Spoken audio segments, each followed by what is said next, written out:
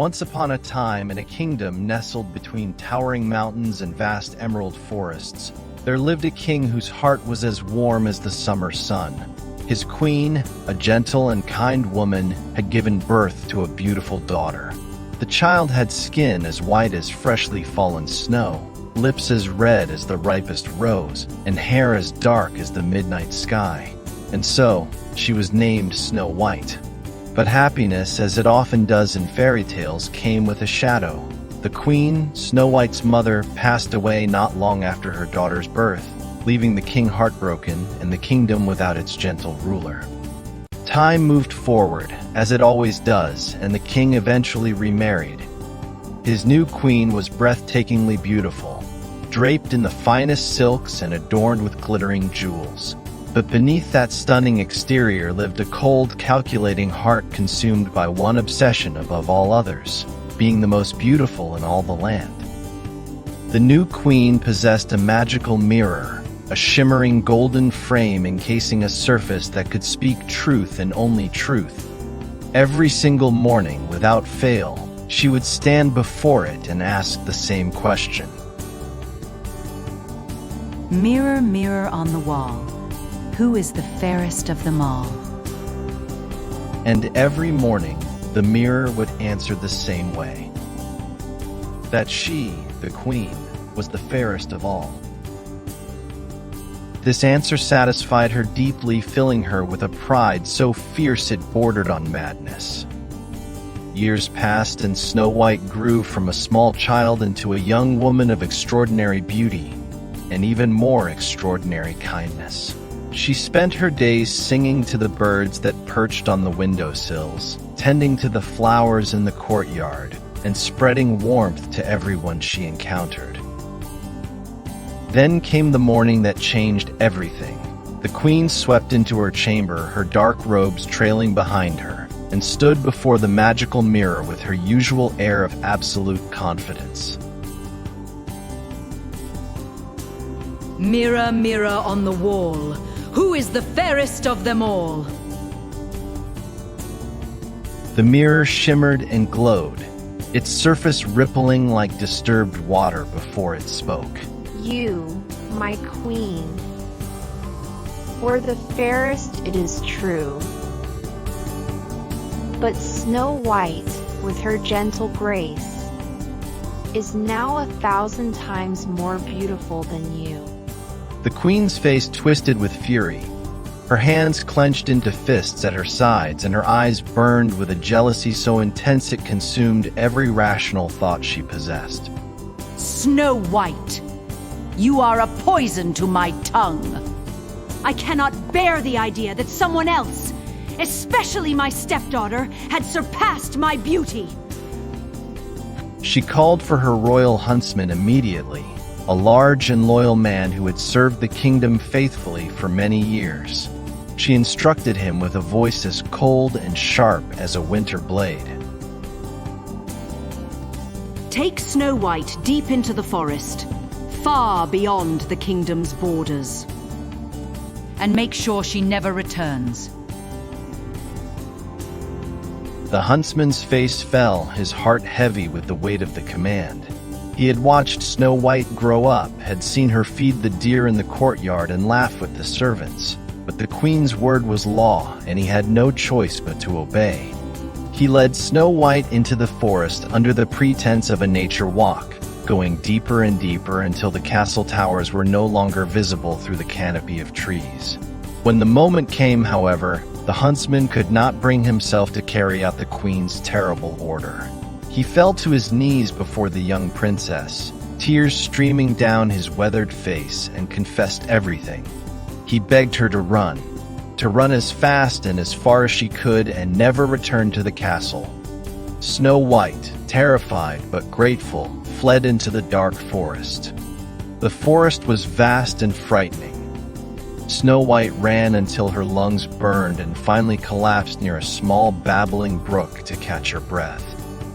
As the morning light began to filter through the trees, she noticed something unexpected.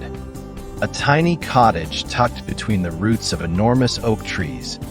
its chimney curling with a thin ribbon of smoke. She approached cautiously and knocked, but no one answered. Pushing the door open gently, she stepped inside and found the most wonderfully peculiar little home she had ever seen.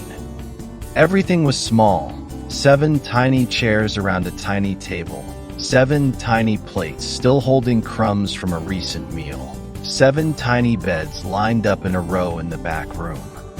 Snow White, exhausted beyond measure, curled up across 3 of the little beds and fell into a deep, dreamless sleep.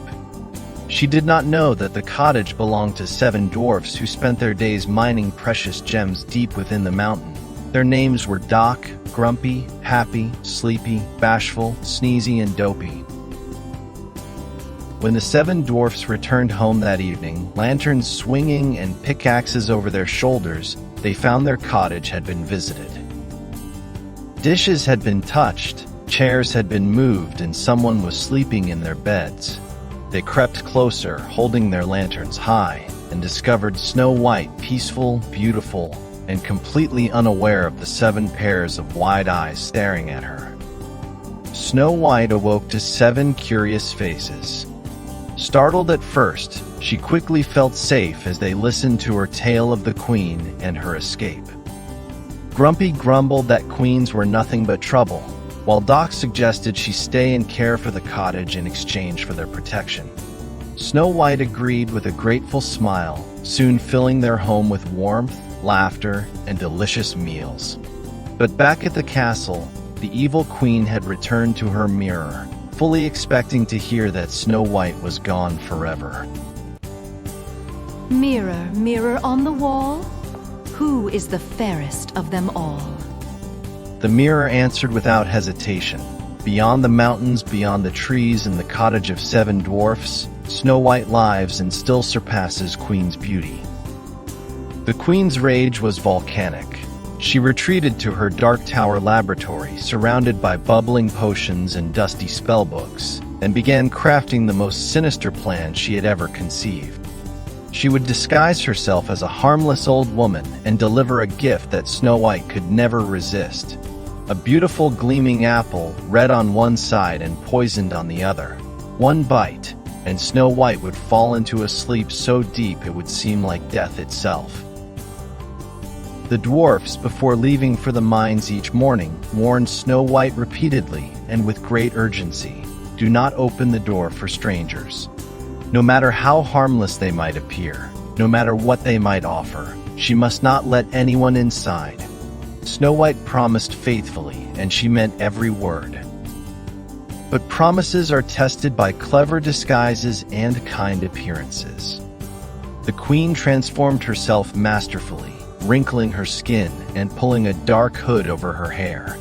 She filled a basket with ordinary fruits and placed the poisoned apple right on top. She crossed the mountains and found the little cottage just as Snow White was tending to the window boxes of flowers.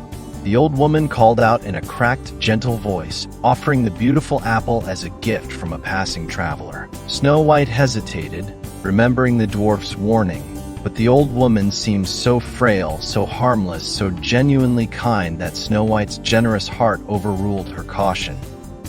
She reached through the gate and accepted the apple. One bite was all it took. Snow White's eyes fluttered, her hand went limp, and she fell to the ground in a sleep so still and so deep that when the dwarfs returned and found her, they could not wake her no matter what they tried. They wept and wept. They could not bear to bury her, for she looked so peaceful, so perfectly preserved that they built a beautiful glass coffin and placed her gently inside, surrounding her with flowers from the forest floor. Days turned into weeks, and the forest around the glass coffin seemed to mourn alongside the 7 dwarfs. The dwarfs took turns watching over Snow White, never leaving her alone. One afternoon, a prince rode through the forest and found Snow White lying in a glass coffin.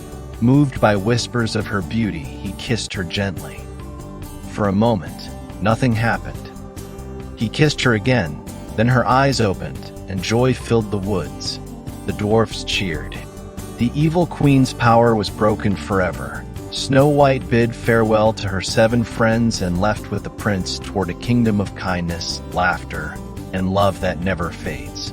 And so she lived happily ever after.